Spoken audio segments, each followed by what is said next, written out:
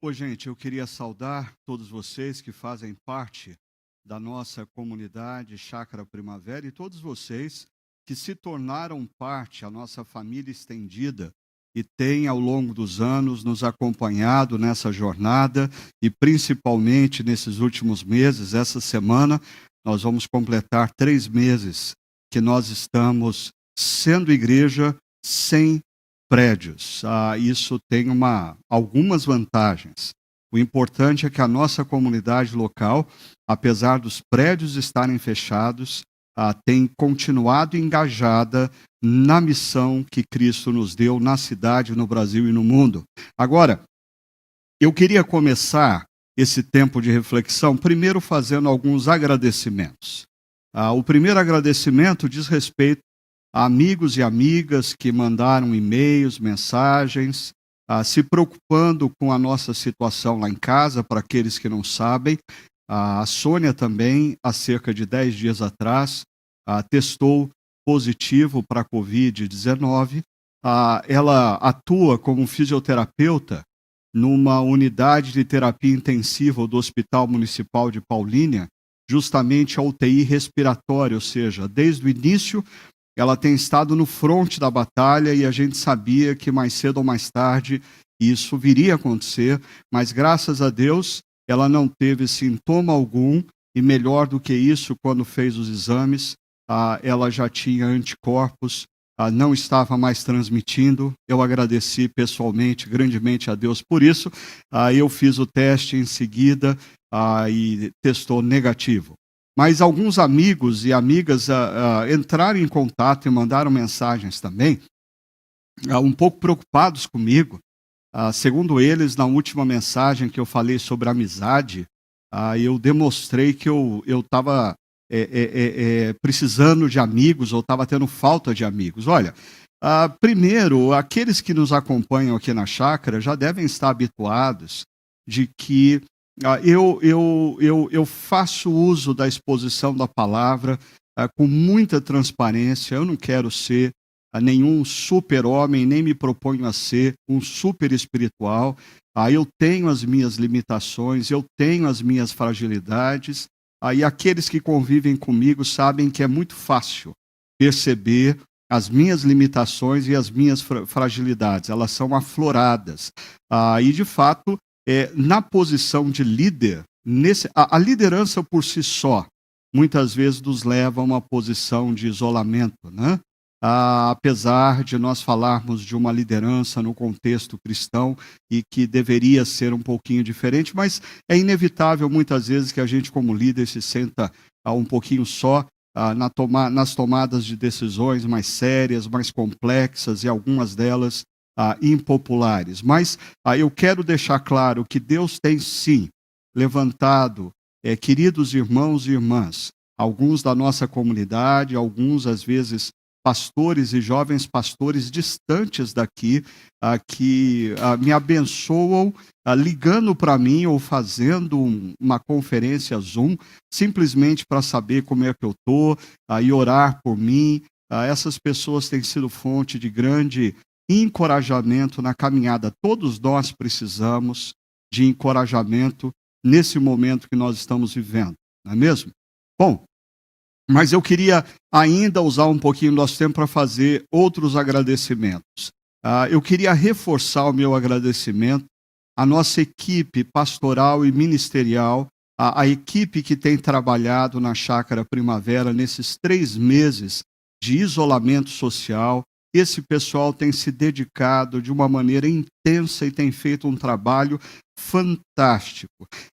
São inúmeras as pessoas que manifestam o carinho por essa equipe, dizendo que estão se sentindo cuidadas, que estão vendo a excelência com que a equipe tem feito a coisa. E de maneira especial eu queria fazer um destaque para aqueles que vocês não podem ver, mas eu estou vendo parte deles aqui, que é a equipe de comunicação e a equipe de música e artes. Essa turma tem trabalhado demais nesses 3 meses e eles têm nos servido de uma forma maravilhosa e de coração. diante da nossa comunidade, da família estendida da nossa comunidade, eu queria dizer o meu muito obrigado para cada um deles, o meu muito obrigado pela dedicação e pela excelência que eles têm demonstrado nesse período. E por fim, a última palavra de agradecimento, mas por ser a última não é a menos importante, muito pelo contrário, eu queria agradecer a nossa comunidade, a você que é membro ou participante da nossa comunidade nesse período. Por quê? Também tem sido fantástica a forma como membros da nossa comunidade têm reagido positivamente às decisões da nossa igreja, às vezes em face de situações complicadas. Tem sido muito bom ver líderes de grupos pequenos se manifestando, encorajando os nossos pastores e líderes no que eles estão fazendo. A reação da nossa comunidade tem também abençoado tremendamente a nossa equipe pastoral e ministerial. E a maior prova de que a nossa comunidade tem estado engajada na missão, apesar dos prédios estarem fechados, diz respeito à nossa própria contribuição financeira. Deixa eu dizer uma coisa para você, uma boa notícia. Nesses meses que nós estamos fechados e nós não estamos conseguindo nos reunir publicamente, uma preocupação para todos nós e para qualquer igreja da face da terra diz respeito à questão da contribuição financeira. E a nossa comunidade tem, nesses meses, mantido a média, não nos tem faltado recursos para pagamento de qualquer despesa e, mais importante ainda, os nossos projetos de plantação, os nossos projetos assistenciais, com quem nós temos compromissos financeiros de mantê-los nesse momento difícil, todos eles estão recebendo recursos financeiros que precisam e nós temos sido também capazes, como comunidade, de acolher, abraçar e apoiar irmãos e irmãs em Cristo que estão passando por dificuldades nesse período de pandemia e consequente crise financeira. Por isso, a minha palavra de gratidão à nossa comunidade. A gratidão pelas palavras de encorajamento de vocês para com a nossa equipe, gratidão pelo seu compromisso financeiro em nos manter nesse momento em que as despesas elas não cessaram, muito pelo contrário. Algumas delas nós renegociamos como aluguel de prédios, mas por outro lado nós precisamos fazer investimentos na área da tecnologia para servir você, para que você possa permanecer em casa recebendo essa palavra, e você tem correspondido de maneira tão graciosa, tão comprometida, e eu tenho certeza que Deus vai continuar nos suprindo, de maneira que a gente possa continuar também como comunidade, sendo generosa e abençoando aqueles irmãos e irmãs que estão passando por dificuldades financeiras e econômicas nesse período. Minha palavra de gratidão a todos vocês nessa manhã, ok? Bem, indo então para a nossa série, O Cara e o Corona. Nós tivemos uma pausa na semana passada e o pastor Juliano nos trouxe uma palavra fantástica, inspiradora. Eu fiquei a semana inteira na minha mente pensando como eu posso ser um líder com a toalha no ombro e a bacia na mão, como eu posso abençoar as pessoas que estão ao meu redor com mais humildade, com mais carinho, com mais comprometimento em servi-las.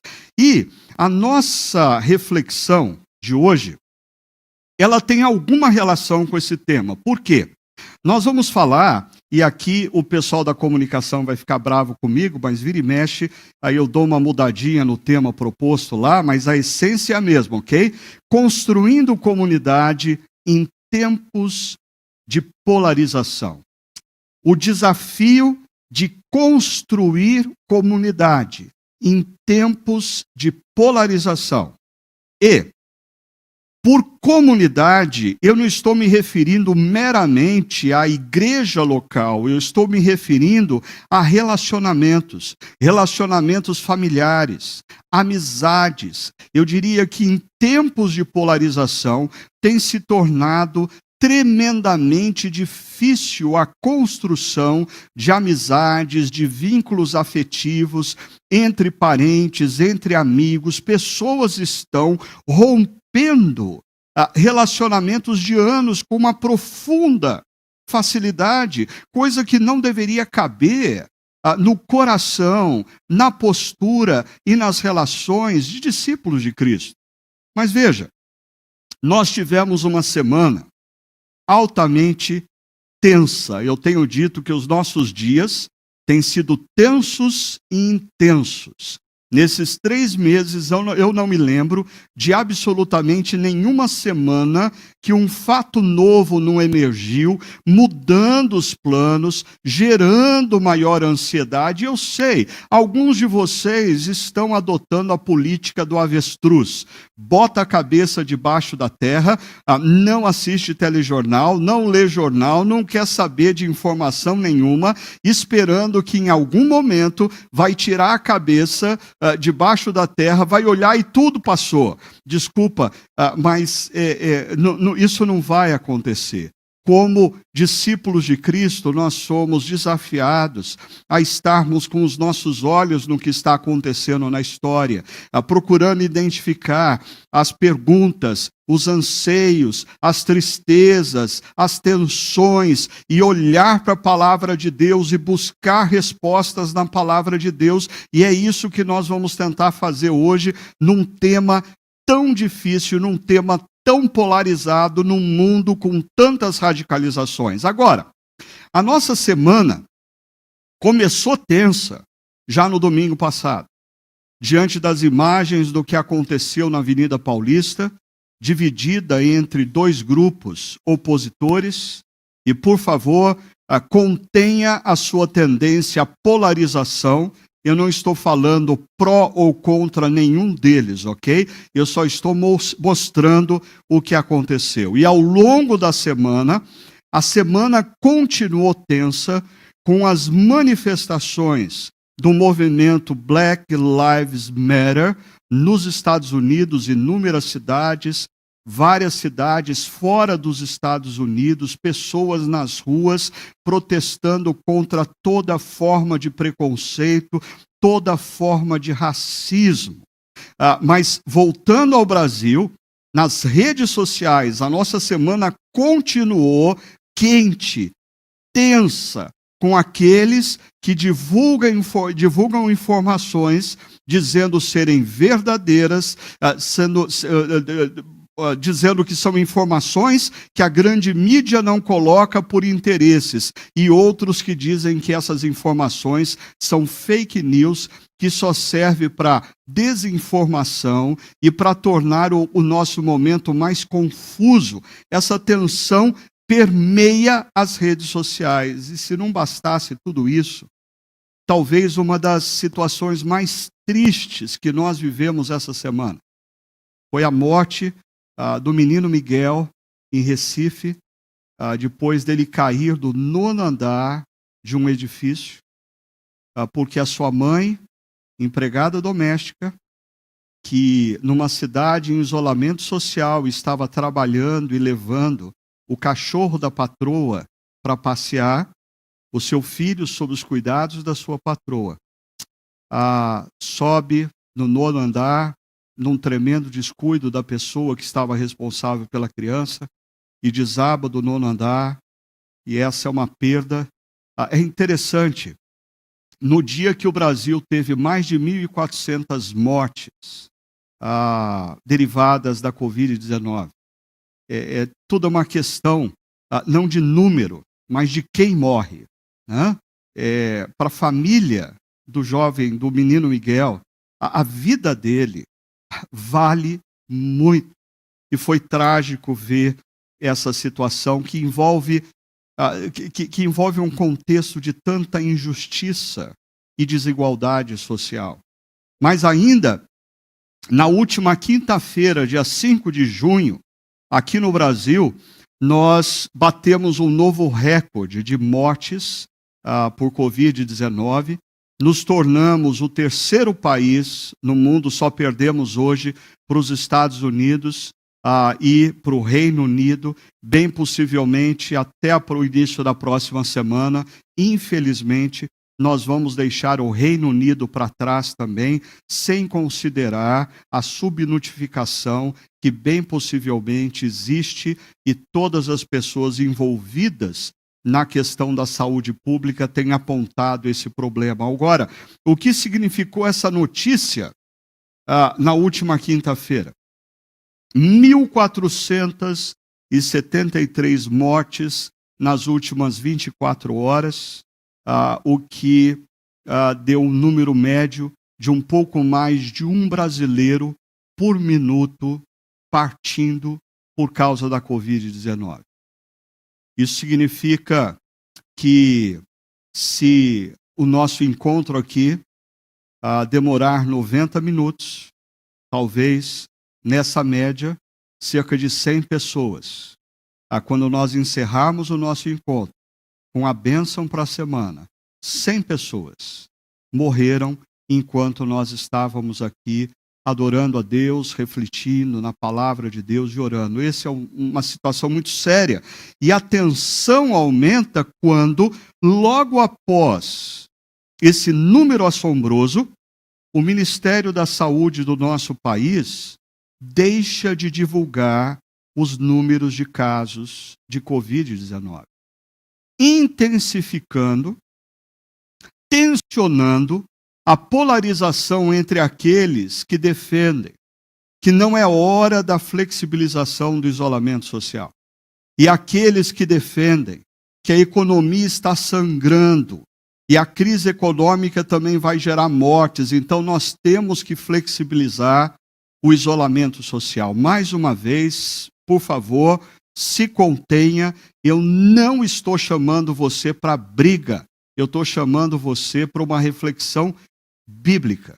Eu não quero colocar lados aqui, eu quero colocar a situação que nos envolve. E mais do que tudo isso, eu queria te convidar para responder todos esses cenários da última semana que nós tivemos, não a partir da sua ideologia, não a partir da sua maneira de pensar, não a partir da sua opinião pessoal, não a partir do seu interesse.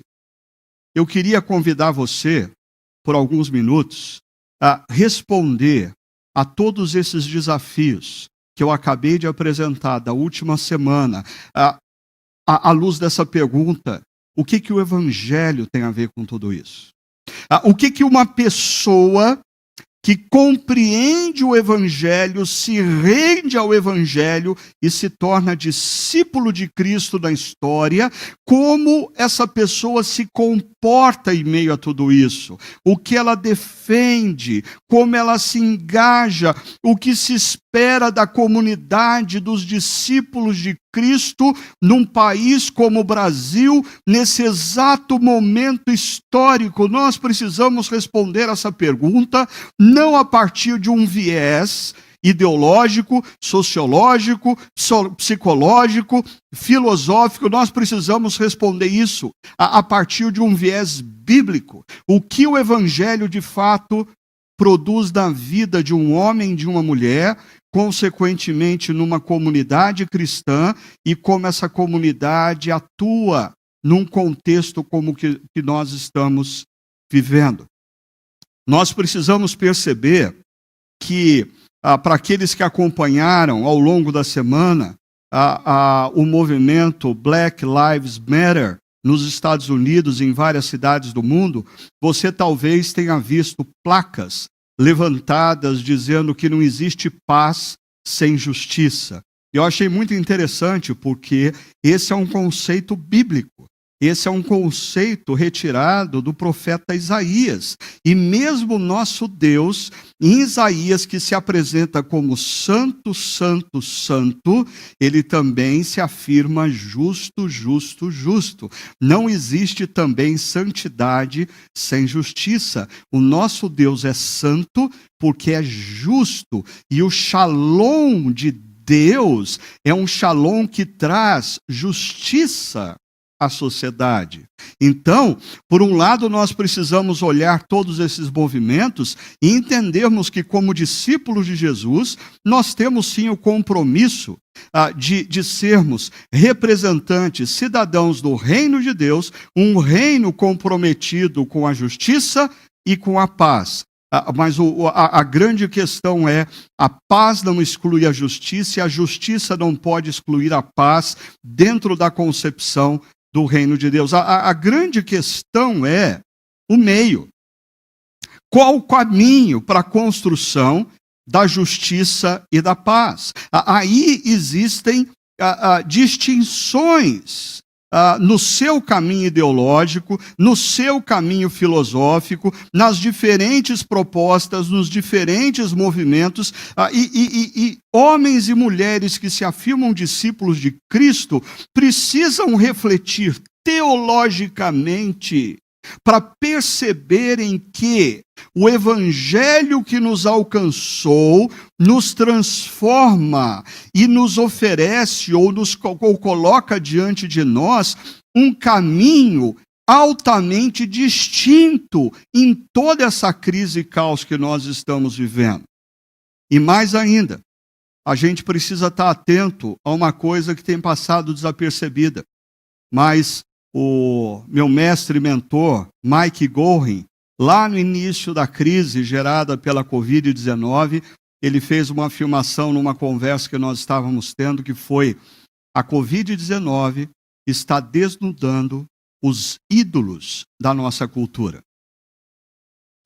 Importante você pensar nisso. Nós estamos vivendo um momento em que os ídolos de uma cultura ocidental, de uma cultura capitalista, de uma cultura humanista, os ídolos dessa cultura estão sendo desnudados e sendo colocados em xeque. Normalmente, uma pessoa tomada por uma ideologia, ela deixou de ver Jesus como Senhor e passou a ver como Senhor a sua defesa ideológica ou seu líder ideológico. No primeiro século, os cristãos afirmavam que Jesus era o Senhor. E se Jesus era o Senhor, César não era o Senhor.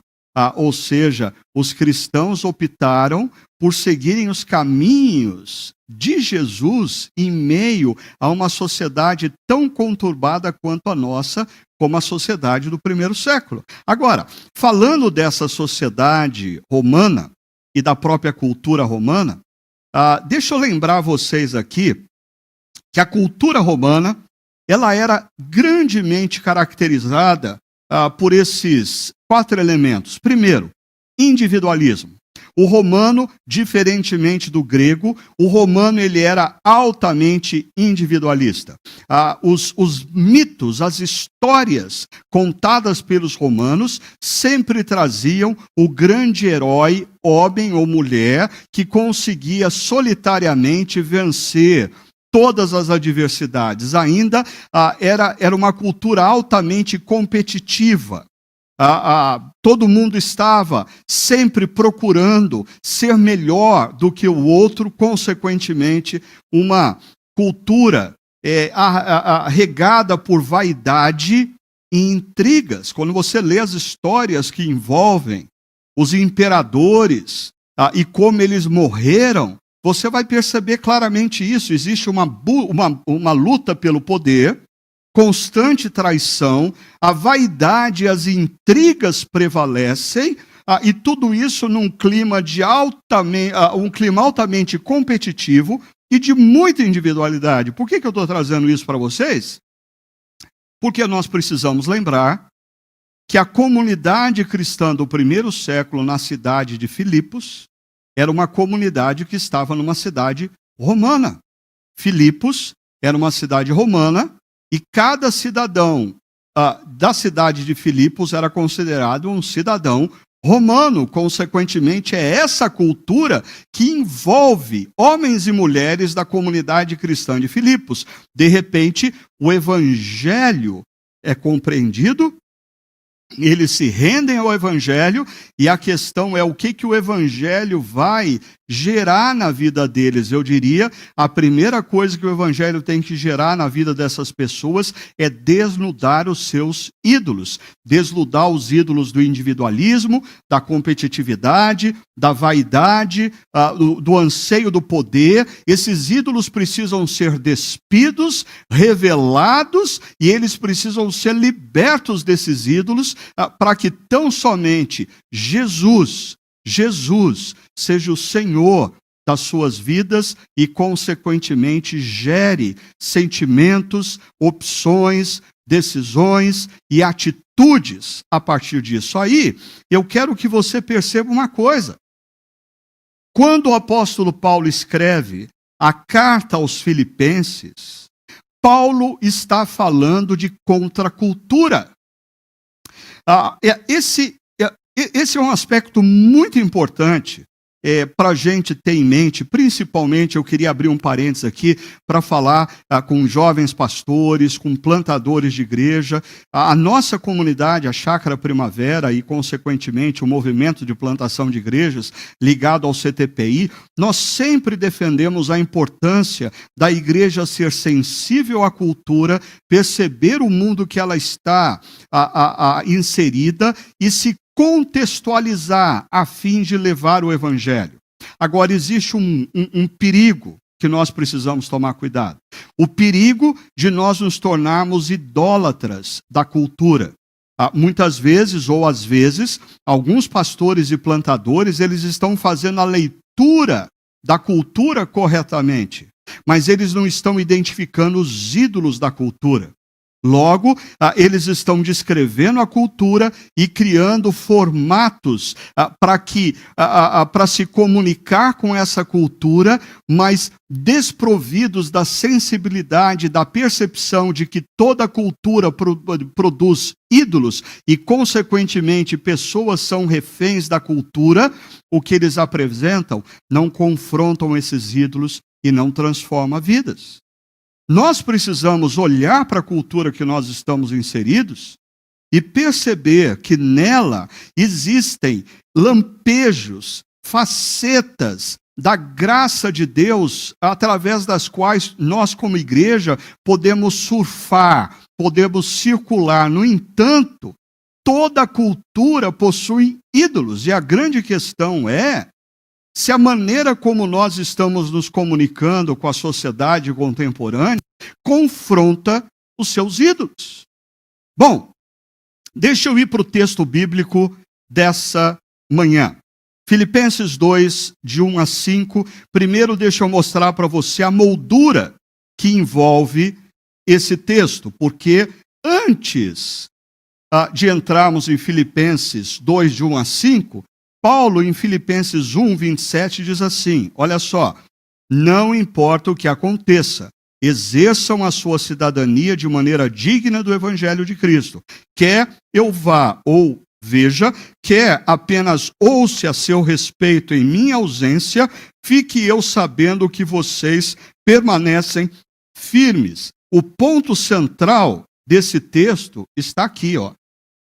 Exerçam a sua cidadania de maneira digna.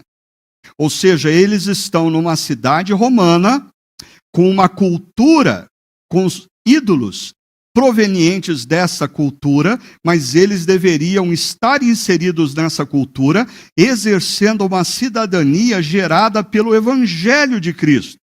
Mas, logo após Filipenses 2, 1 a 5, nós temos esse relato de Paulo em Filipenses 2,12, diz assim: assim, meus amados, como sempre vocês obedeceram, não apenas na minha presença, porém muito mais agora na minha ausência, ponham em ação a salvação de vocês com temor e tremor. O centro aqui, ou ponto focal é, ponham em ação a salvação de vocês. Perceba, vivam de maneira digna a cidadania do Evangelho e vivam a salvação. Ou seja, a salvação não é um conceito que muda simplesmente a nossa membresia de religião ou de igreja. A salvação é um poder que nos liberta dos ídolos que nos envolvem na nossa cultura e nos coloca em ação na história para reivindicar os valores e os princípios do reino de Deus. Agora, deixa eu mostrar isso de uma outra forma para você. Se em Filipenses 2:27, o ponto central é a cidadania que o evangelho gera, e Filipenses 2:12, o ponto central é a salvação em ação, a cidadania do evangelho e a salvação em ação. No centro disso aqui existe Filipenses capítulo 2, verso de 1 a 5, e a gente poderia até colocar um pouquinho mais aqui, porque de 6 a 11 nós temos um hino cristão que o apóstolo Paulo usa para ilustrar o que ele vai nos ensinar aqui. Então, deixa eu mostrar a estrutura para vocês, e eu queria abrir um parênteses para dizer uma coisa aqui para vocês. Para mim, nós estamos vivendo um momento aonde tem ficado muito claro que alguns cristãos ou pessoas que se dizem cristãs, elas estão em busca tão somente de consumir mensagens. Elas passam a semana inteira procurando um pregador que diz uma coisa e elas consomem mensagem. Eu queria ser muito honesto com você que acompanha a gente aqui na Chácara Primavera. O nosso propósito não é oferecer para você uma reflexão bíblica que você vai consumir, você vai degustar, você vai dizer que gostoso e vai se esquecer no dia seguinte. Não, não é esse o nosso propósito. O nosso propósito é, através da reflexão bíblica, você aprender a ler a Bíblia, você aprender a estudar a Bíblia, você aprender a refletir teologicamente sobre questões contemporâneas. Por isso, eu diria, é um pouquinho mais difícil acompanhar as mensagens da nossa comunidade. Primeiro, elas são longas, né? Segundo, elas não são revestidas de palavras meramente encorajadoras e de frases para empolgar o seu coração, fazer você chorar. Não, não, não. O nosso propósito aqui é ajudar você a entender as Escrituras, a ler as Escrituras. E olha a importância de você pegar um texto bíblico e perceber a estrutura desse texto bíblico. Porque você olha lá o texto corrente, mas eu estou colocando aqui na estrutura poética o texto. Olha só. Se por estarmos em Cristo, nós temos alguma motivação, alguma exortação de amor, alguma comunhão no Espírito, alguma profunda afeição e compaixão, Paulo diz, completem a minha alegria, tendo o mesmo modo de pensar, o mesmo amor, um só espírito e uma só atitude. É muito interessante a maneira como Paulo organiza as ideias, mas ele começa com uma afirmação. Se nós estamos em Cristo,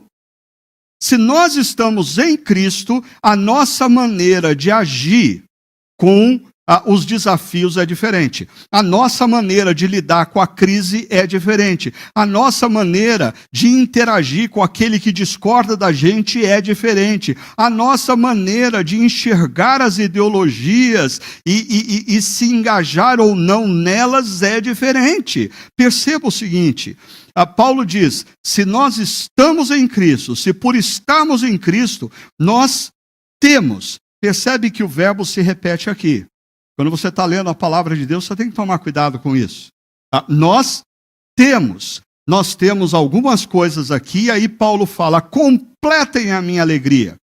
Como pastor daquela comunidade, como apóstolo, Paulo investiu na vida daquelas pessoas e ele tinha o direito de dizer, olha, a obediência de vocês completa a minha alegria. A forma de vocês lidarem com o evangelho completa a minha alegria. Por quê? Porque Paulo percebia que todo o esforço dele não era em vão. Se você pegar os dois textos que eu citei, Filipenses 1:27, depois o texto de Filipenses 2:15, você vai perceber que o apóstolo Paulo diz: quer eu esteja presente, quer eu esteja ausente, eu quero ouvir que vocês estão bem, estão engajados na obediência, porque isso completa a alegria do apóstolo Paulo. Pastores são completados na sua alegria quando percebem que a palavra pregada tem feito diferença na vida de homens e mulheres, não apenas para a individualidade deles, mas para a maneira como eles lidam em família, como eles se relacionam com os amigos e principalmente como eles estão interagindo com a sociedade e os desafios que a sociedade nos apresenta. Agora, você percebeu que todas as frases, essas 4 frases aqui, começam por alguma. Ou seja, o apóstolo Paulo está fazendo uso de conceitos cristãos, amor, espírito, compaixão, afeição, mas apontando que talvez algumas pessoas da comunidade de Filipos, tomada pela cultura romana, conseguia usar conceitos cristãos para viver a sua individualidade. Isso é muito comum. A gente ganha a habilidade de fazer uso de chavões cristãos. A gente começa a falar a paz do Senhor, Deus te abençoe, shalom, que o Senhor seja contigo. Mas, no entanto, as nossas práticas ainda são muito mais atreladas à nossa cultura do que ao Evangelho. Por isso, o apóstolo Paulo diz: completem a minha alegria tendo o quê? Perceba que daí ele inverte a coisa. Todos vocês têm o mesmo modo de pensar, todos de vocês vivam o mesmo amor, todos vocês vivam um só espírito, todos vocês tenham uma só atitude. Em outras palavras, convergência. Eu sei que isso aqui parece uma agressão a muitos de vocês, porque nós vivemos numa cultura que preza a individualidade, preza a autonomia. Eu tenho dito já há alguns anos, se nós construirmos um panteão dos deuses contemporâneos, no topo desse panteão se encontra um Deus chamado autonomia. Especialmente as gerações mais jovens, eles estão se tornando reféns do Deus autonomia. Eles vivem em função da autonomia. Eles tomam decisões partindo do pressuposto de que eles são autônomos. No entanto, se Jesus é o Senhor, César não é o Senhor. Se Jesus é o Senhor da sua vida, você não é o Senhor da sua vida. Se Jesus é o Senhor da sua vida, você não pode ser autônomo. Você tem que estar sujeito ao que Jesus disse. E Jesus disse que você, sujeito a Ele, deve exercer um comportamento de sujeição a outras pessoas também. Perceba, essa ação aqui, sair da ação individual, sair da posição individual e construir comunidade com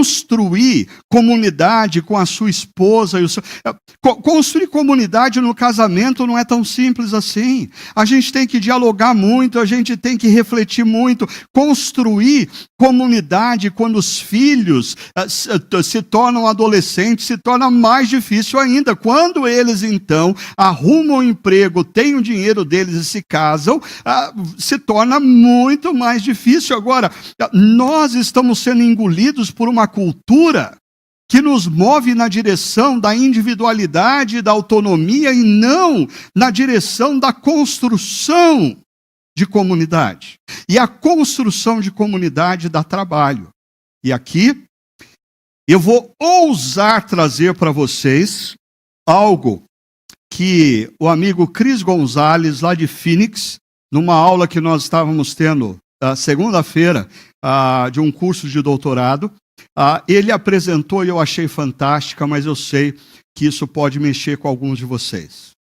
Ele dizia o seguinte: nós costumamos olhar a sociedade dentro dessa perspectiva. Esquerda, Direita. O que você é?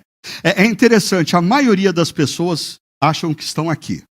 Né? A maioria das pessoas, não, eu não sou esquerda nem direita, mas eu diria que a minoria das pessoas está efetivamente aqui. Agora, o interessante da reflexão que o Chris Gonzalez trouxe é que ele acrescentou um outro eixo, o eixo da pós-modernidade e o eixo da modernidade. O que significa ser de direita na modernidade é um pouco diferente do que significa ser direita na pós-modernidade. E também aqui, o que significa ser esquerda na modernidade é um pouquinho diferente do que significa ser esquerda na pós-modernidade. E perceba, isso gera diferentes agendas. Cada quadrado desse aqui você tem uma agenda.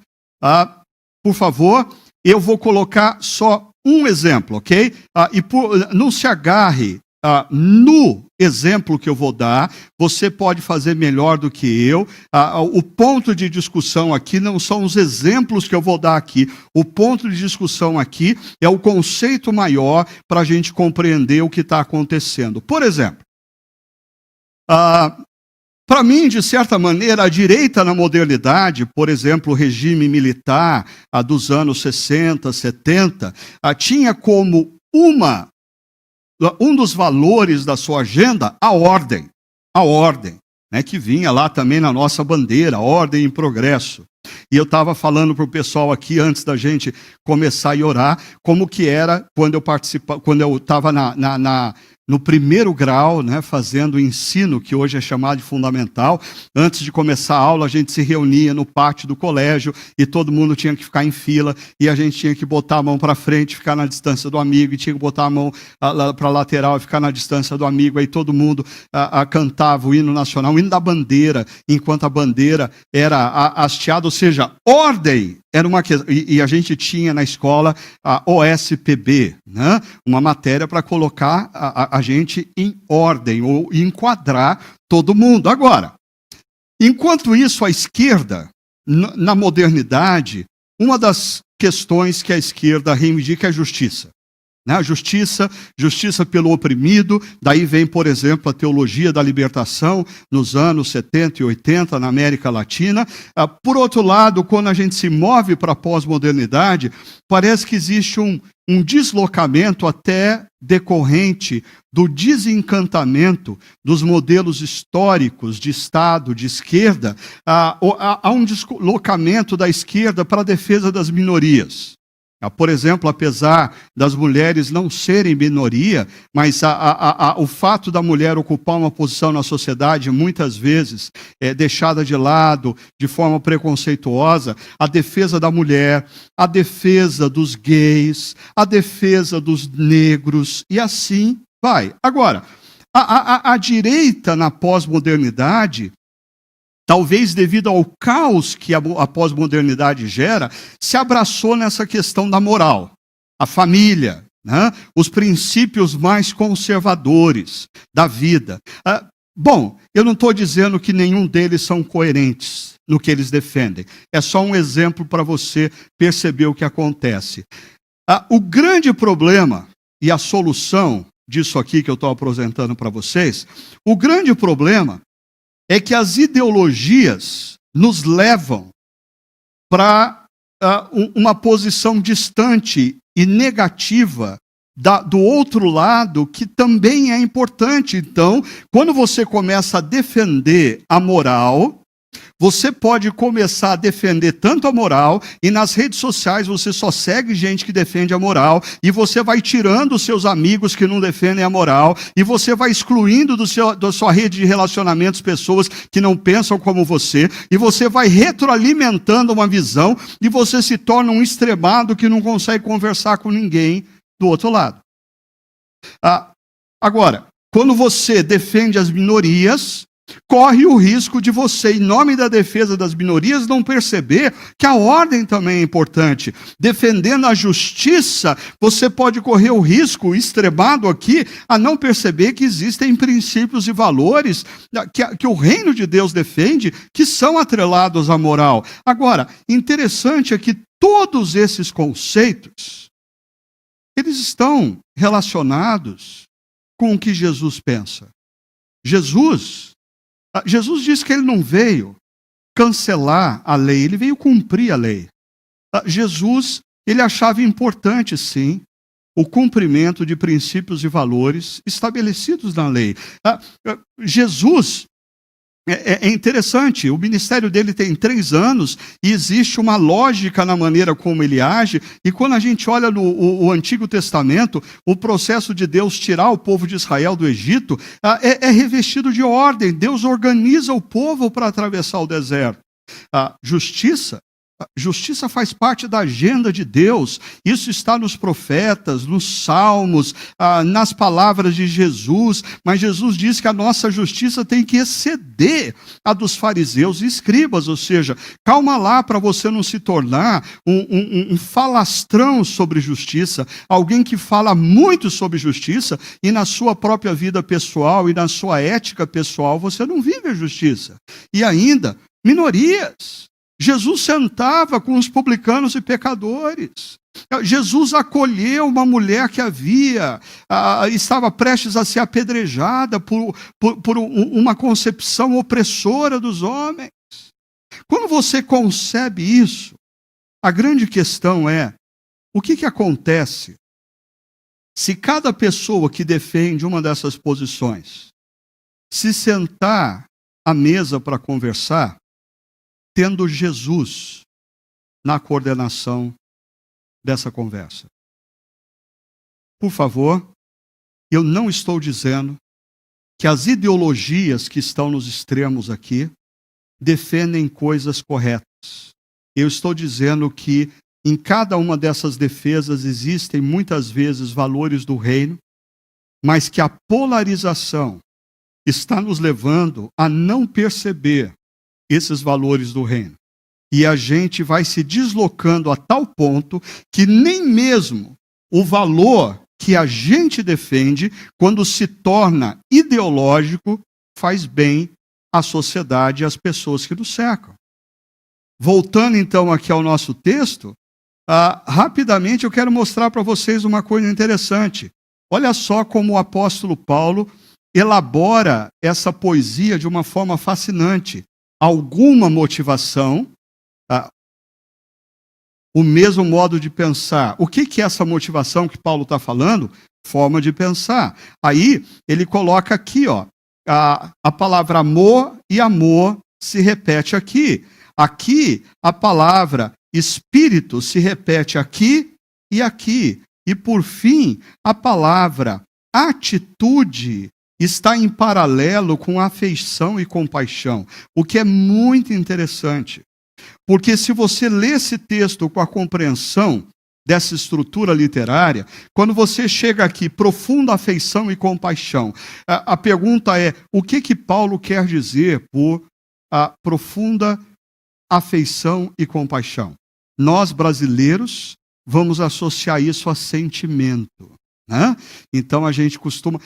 eu diria que para nós brasileiros é tão simples falar para a pessoa assim, olha, eu gosto muito de você, olha, eu te amo, olha, eu te admiro. Mas é interessante que o conceito bíblico de amor, ele está atrelado à atitude. A atitude. Se você, por exemplo, ama a sua esposa, você tem que ter atitudes de cuidado para com ela. Se você ama o seu marido, você tem que ter atitudes de honra a esse marido. Se você ama os seus pais, você deve, com a sua postura, honrá-los. Se você ama os seus filhos, você deve educá-los, mesmo que isso faça com que o amor e o carinho deles para vocês, em algumas situações, sejam adiados devido à necessidade da disciplina. Mas amor, biblicamente, é atitude.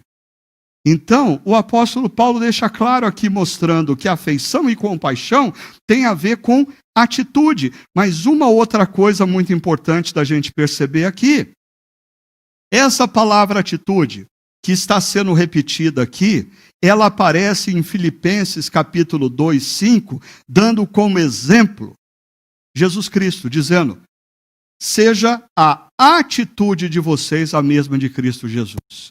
Ou seja, quando você lê, e eu não vou ler hoje, mas você pode fazer a lição de casa, lendo os versos de 6 a 11, nós temos ali, bem possivelmente, um hino da cristandade primitiva, que fala que Jesus, sendo Deus, se tornou homem, sendo homem, se tornou servo, sendo servo, foi obediente, e obediente até a morte, na cruz.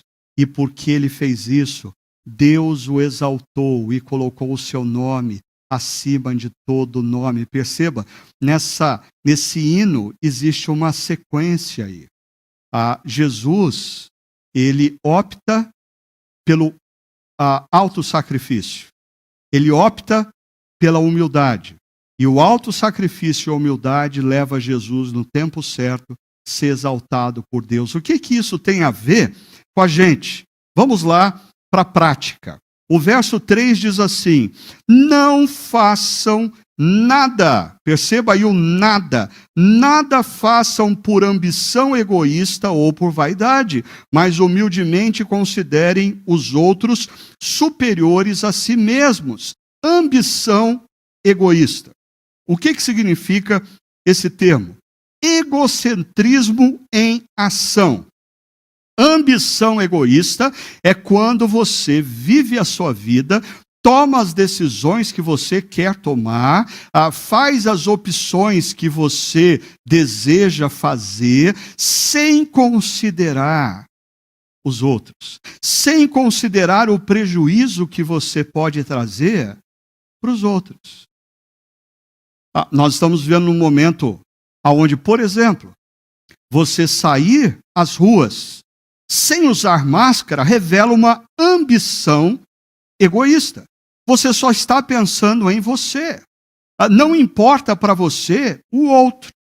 Por outro lado, quando você, como um empresário, dono de um pequeno negócio, diz, não, eu não vou fechar as portas e eu vou contrariar as normas e os meus funcionários vão ter que trabalhar, você está movido por uma ambição egoísta, você só está pensando em você. Mas da mesma forma, quando você, como empregado ou profissional autônomo que não depende de ir a um local, não percebe que existem irmãos e irmãs em Cristo preocupados, porque eles têm um negócio que eles construíram nos últimos 20 anos, esse negócio está prestes a acabar e a falência, e eles estão ansiosos por isso. E você diz, não, a gente tem que ficar em isolamento social. Você está tendo uma ambição egoísta, você só está pensando em você. Toda decisão que não leva em conta aqueles que nos cercam, toda decisão que não leva em conta os compromissos assumidos com a comunidade, toda decisão que não considera o bem comum, é uma ambição egoísta típica da cultura romana. Ainda bem que nos nossos dias ninguém sofre de ambição egoísta, não é verdade? Mas o texto continua dizendo que essa ambição egoísta, o egocentrismo em ação, gera na cultura romana rivalidade, contenda e divisão. Por outro lado, veja só o que Tiago fala da ambição egoísta quando ele usa o mesmo termo. Olha só que pesado que Tiago é. Ele diz, contudo, se vocês, ele está falando para cristãos, olha só, se vocês abrigam no coração inveja amarga e ambição egoísta, e você pode traduzir isso como inveja amarga, isto é, ambição egoísta, não se gloriem disso, nem neguem a verdade. Se você tem orgulho de ser um ambicioso, egoísta, que só pensa em você e toma decisões a partir do que você quer, sem compromisso com aqueles que estão à sua volta, o Tiago está dizendo, não se glorie disso. Olha só, esse tipo de sabedoria, e a sabedoria está entre aspas, não vem dos céus, ela é terrena, não é espiritual. Olha a palavra, ela é demoníaca. Ela é demoníaca. A ambição egoísta, o desejo de viver a partir de si mesmo, de tomar só decisões a partir de si mesmo, tomar decisões sem considerar o bem-estar daqueles que estão ao nosso redor, os compromissos assumidos com a nossa comunidade, com a nossa sociedade, é a ambição egoísta que Tiago diz que é demoníaca, pois, ele completa, onde há inveja, e ele repete, ambição egoísta, aí a confusão e toda espécie de males. Pare e pense no que nós estamos vivendo no contexto brasileiro, aonde muitas vezes presidente, governadores, prefeitos tomam decisões pensando nas urnas, pensando nos seus contribuintes financeiros, pensando na sua imagem pessoal. O que é isso? Ambição egoísta. Porque pessoas estão morrendo e muitas vezes para alguns deles isso é só um detalhe, isso é destino. Nós precisamos como cristãos, não só na macro relação com a sociedade, na nossa micro-relação pessoal. Nós precisamos avaliar se a maneira como a gente está lidando com a vida, as nossas decisões, as nossas atitudes, não está revestida por algo que o Evangelho tem que combater e destronar essa ambição egoísta. Ainda, na segunda carta de Paulo aos Coríntios, ele diz, pois temo que ao visitá-los, está falando de uma comunidade cristã, não os encontre como eu esperava. E que vocês não me encontrem como esperava. Por quê? Olha só. Temo que haja entre vocês brigas, invejas, manifestações de ira, e o mesmo termo grego para ambição egoísta está aqui. Divisões, calúnias, intrigas, arrogância e desordem. Como comunidade cristã e como cristãos, nós precisamos perceber que a ambição egoísta nos assedia tanto quanto a vaidade. A vaidade, o termo grego, ele é formado por nós mais doxia, ou seja, é vazio e glória. Glória vazia. O que é a vaidade? É glória vazia. É você se vangloriar do que é passageiro, você se vangloriar do que não permanece. É a mesma palavra que na Septuaginta, o livro grego do Antigo Testamento, faz menção no livro de Eclesiastes. A vaidade, busca de glória vazia. Agora, o que o texto nos convida é uma contracultura. Ao invés de você tomar decisões e ações baseado na ambição egoísta e na vaidade, humildemente considerem os outros. Considere a dor que você vai gerar nos outros. Considere os problemas que você vai gerar para os outros. Considere como as suas ações individuais comprometem muitas vezes o bem-estar da família, da comunidade, da sociedade.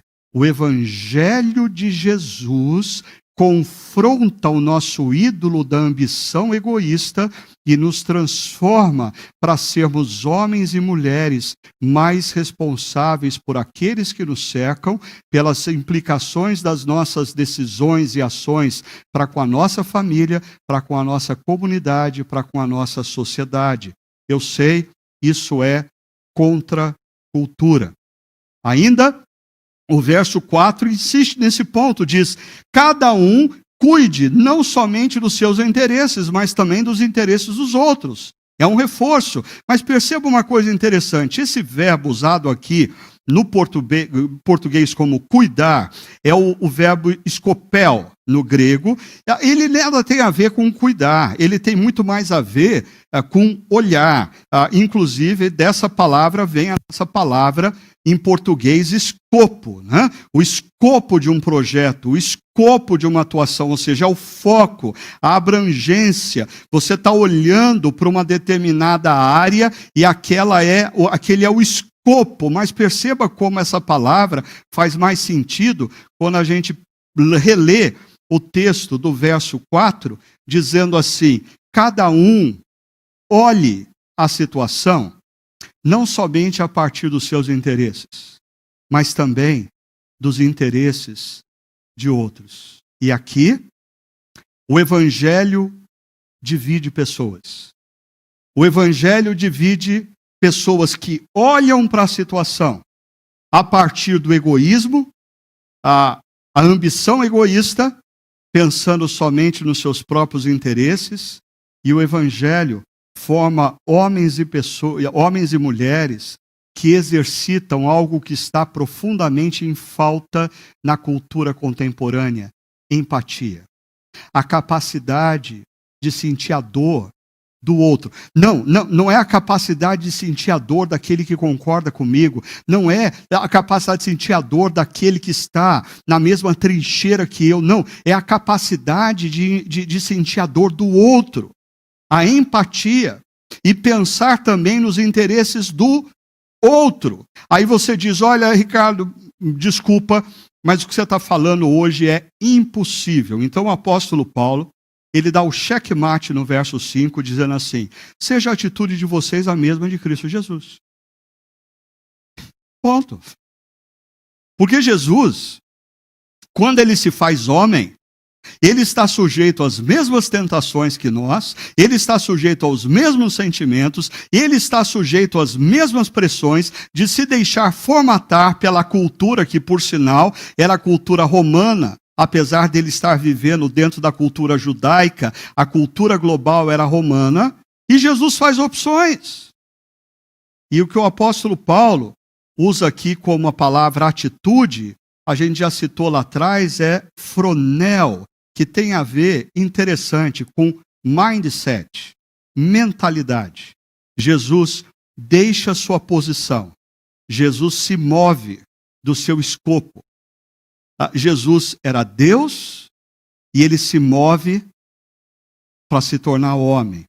Ainda, Jesus serve o interesse do outro. Deus não precisa do nosso amor. Deus não precisa da relação conosco, mas ele se move na direção do autossacrifício porque nós precisamos de redenção. E ainda, porque ele faz isso, no tempo e no momento oportuno, ele é exaltado. Eu queria lembrar você aqui de uma promessa que sempre falou muito ao meu coração ao longo de toda a minha caminhada: humilhai-vos debaixo da poderosa mão do Senhor, para que no tempo oportuno o Senhor vos exalte. Numa cultura dominada pelo egocentrismo, pela autonomia, nós muitas vezes tomamos decisões e nos movemos e fazemos coisas e falamos e fazemos defesa na qual nós não conseguimos exercer abrir mão e ser humilde e servir. Mas a palavra de Deus diz que quando nós exercitamos a humildade para compreender o outro e a gente serve o outro, Ele, Deus, no tempo oportuno, vai nos exaltar. Eu concluo mostrando esse último gráfico para vocês, e em seguida eu quero mostrar um vídeo.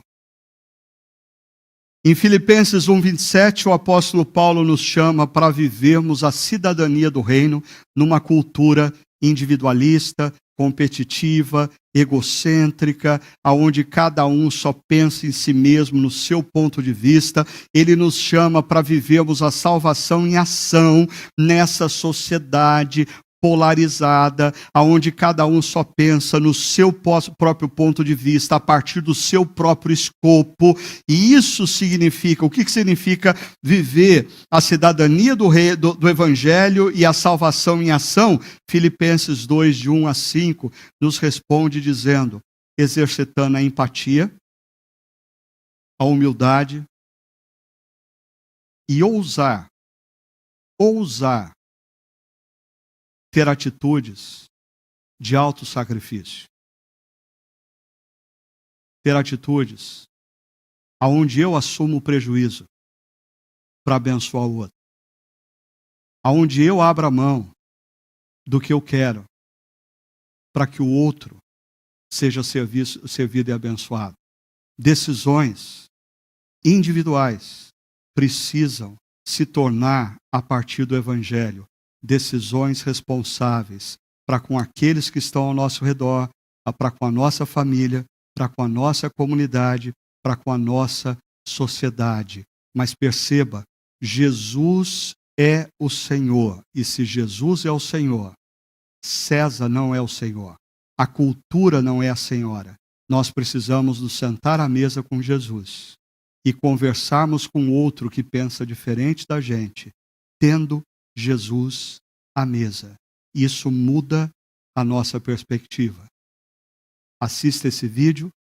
Em seguida, nós vamos ter mais uma canção para você poder orar enquanto você escuta, e nós vamos encerrar pedindo a bênção de Deus para essa semana. E uma última coisa, se essa palavra abençoa a sua vida, compartilhe essa palavra com os seus amigos, com os seus parentes, nas redes sociais.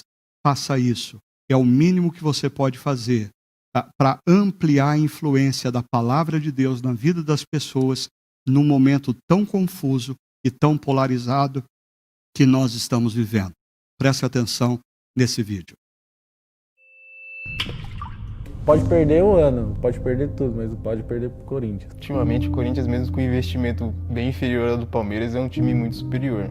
Eu tenho uma pessoa que trabalha com a gente, o meu trabalho é bem intenso, então muitas vezes eu não consigo, assim, dedicar. E daí eu cuido de todas as coisas na casa dela, cuido da Isabela também, né, que é a filha dela. A maneira com que eu me visto, ela dá credibilidade para o que eu faço. Nossa, ter que usar terno e gravata não é muito minha vibe, não. E a nossa democracia, a nossa liberdade tá indo embora.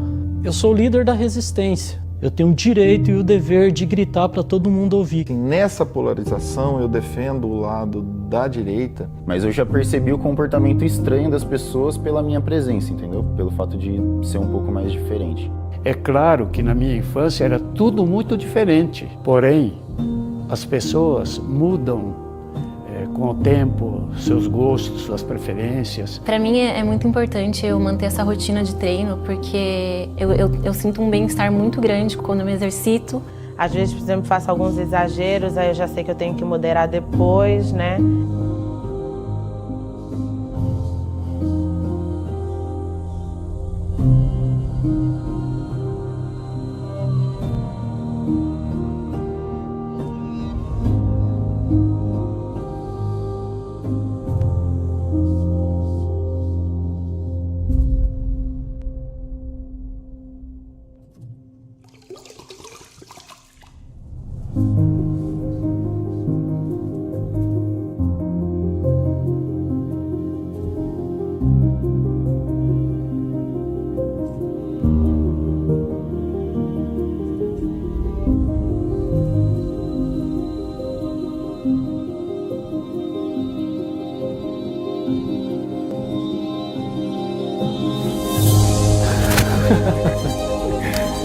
E aí, cara?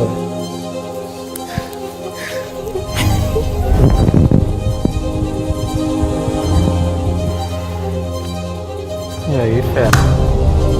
Tem que confessar aqui que é um cara que eu já falei mal.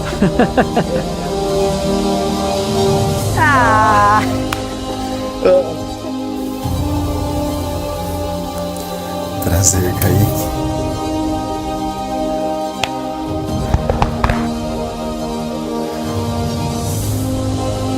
Ai, não sei. Nem imaginava, velho. Pra mim foi bem emocionante, assim. Essa pessoa que salva a minha vida, mas todos os dias. Desculpa qualquer coisa, viu? Eu que te peço. O aconchego desse abraço me lembrou um pouco do meu pai.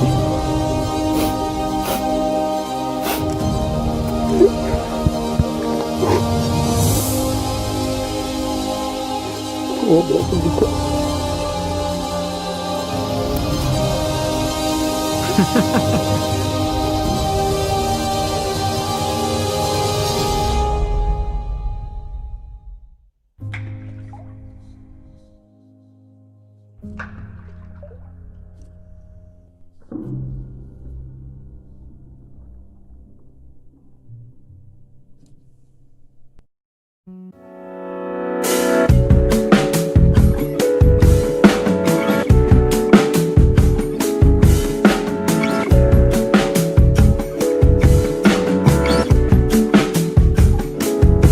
Me dizem eu na sua pele não faria assim, mas peraí, bem que pode ser meu bem. Exatamente, cada um é cada um. Já reparou, todo mundo é único, não tem ninguém, figurinha repetida. Isso é lindo, essa riqueza, por ser diverso, tanta beleza. Eu digo que você pra mim não é só problema seu, é meu também, já que é tudo nosso aqui. Se você chora, choro junto com você, e fico assim, por aqui ao seu dispor, pra te ver bem feliz, pra te ver bem feliz, pra te ver bem infeliz, pra te ver bem feliz. Se der saudade pode me ligar, não se preocupe de incomodar. Eu pra você, você pra mim, a gente é feito assim. Eu pra você, você pra mim, a gente é assim. Oh, oh, oh, oh,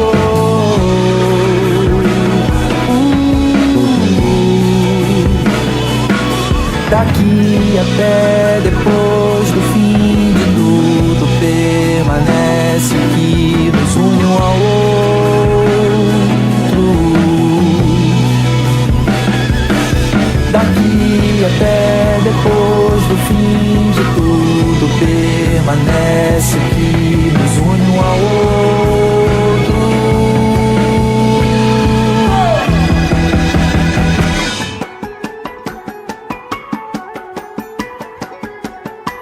Há quem me chame de inocente por gostar de gente, e às vezes ouço que sou burro por amar bandido. Aí passa um mundão falido bem na minha frente, cheio de gente inteligente que não abaixa o vidro, porque tem medo de gente que é bem diferente desse tipo de boa gente que vai pra Paris. Sabe, essa gente feliz, essa gente influente, que diz que quem não é decente é porque não quis. Tem gente que aplaude gente, que acorda indigente com água que não é quente no frio de SP. Tem gente que tem na pedra o alívio pra mente, mas que se não for teu parente, tanto faz morrer. Gente vestida de agente, descarrega o pente em gente com 2 detergentes no seu camburão. De repente falta lente pra ser consciente que quando se trata de gente é do seu próprio irmão. Por isso eu digo que você pra mim não é só problema seu, é meu também, já que é tudo nosso aqui. Se você chora, choro junto com você, e fico assim, por aqui ao seu dispor, pra te ver bem feliz, pra te ver bem feliz, pra te ver bem feliz, pra te ver bem feliz. Se der saudade pode me ligar, não se preocupe de incomodar. Eu pra você, você pra mim, a gente é feito assim. Eu pra você, você pra mim, a gente é assim.